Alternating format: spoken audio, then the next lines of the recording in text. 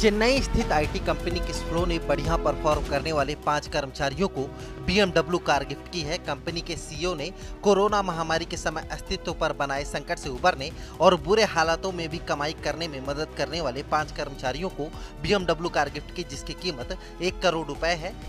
Apple ने भारत में अपने फ्लैगशिप फोन आईफोन 13 का प्रोडक्शन शुरू कर दिया है। एप्पल अपने मैन्युफैक्चरिंग पार्टनर फॉक्सकॉन के साथ मिलकर चेन्नई के पास आईफोन 13 का प्रोडक्शन कर रही है। इस मौके पर एप्पल ने कहा कि हम भारतीय ग्राहकों के लिए भारत में ही एप्पल आईफोन 13 का प्रोडक्शन शुरू करने को लेकर काफी उत्साहित है। बाबा रामदेव की कंपनी रुचि सोया लिमिटेड का नाम जल्द बदलने वाला है। रुचि सोया के बोर्ड ऑफ डायरेक्टर्स ने रुचि सोया इंडस्ट्रीज का नाम बदलकर पतंजलि फूड्स रखने का निर्णय लिया है। कंपनी ने स्टॉक एक्सचेंज के पास फाइल कर बोर्ड ऑफ डायरेक्टर्स के फैसले की जानकारी दी है।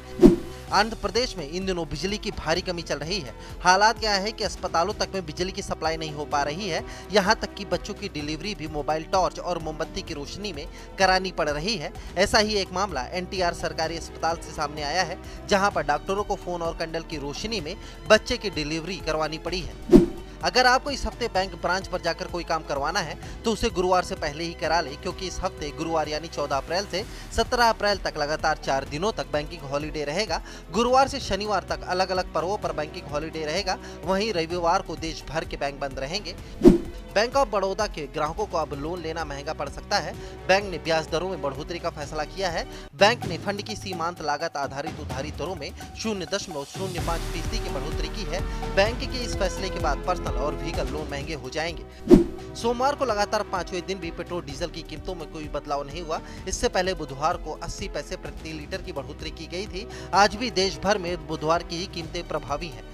सोमवार को गोल्ड और सिल्वर की कीमतें महंगी हो गई। सोमवार को सोने की कीमत प्रति 10 ग्राम 52,000 रुपए के पार चली गई, तो वहीं चांदी की कीमत भी प्रति किलो 67,000 से अधिक हो गई।